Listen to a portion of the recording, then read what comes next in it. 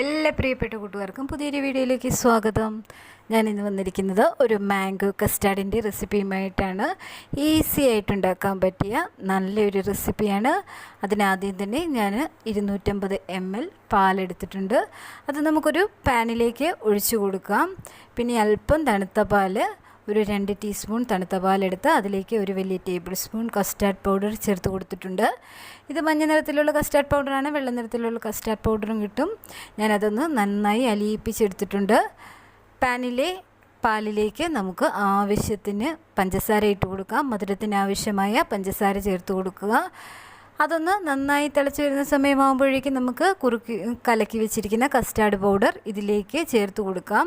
അതൊന്ന് നമ്മൾ കുറുക്കിയെടുക്കണം. കുറുക്ക് പരുവമൊന്നും ആക്കേണ്ട, ഒരു ലൂസ് കൺസിസ്റ്റൻസിയിൽ തന്നെ നമുക്കിത് സ്റ്റൗ ഓഫ് ചെയ്യാവുന്നതാണ്.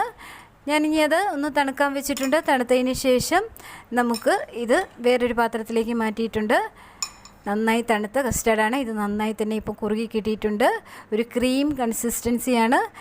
ഇനി ഇതിലേക്ക് നമുക്ക് മാങ്ങ ചേർത്ത് കൊടുക്കാം. നന്നായി ചെറിയ കഷ്ണങ്ങളാക്കി അരിഞ്ഞു വെച്ചിരിക്കുന്ന മാങ്ങ ഇതിലേക്ക് നമുക്ക് ചേർത്ത് കൊടുത്ത് മിക്സാക്കി എടുക്കാം. വേണമെങ്കിൽ ഏത് ഫ്രൂട്ട്സ് വേണമെങ്കിലും നിങ്ങൾക്ക് ചേർത്ത് കൊടുക്കാവുന്നതാണ്. ഇഷ്ടമായെങ്കിൽ ഈ ഈസി കസ്റ്റാർഡ് ഒന്ന് ട്രൈ ചെയ്ത് നോക്കുകയും ഈ ചാനലൊന്ന് സബ്സ്ക്രൈബ് ചെയ്ത് സപ്പോർട്ട് ചെയ്യുകയും ചെയ്യണേ.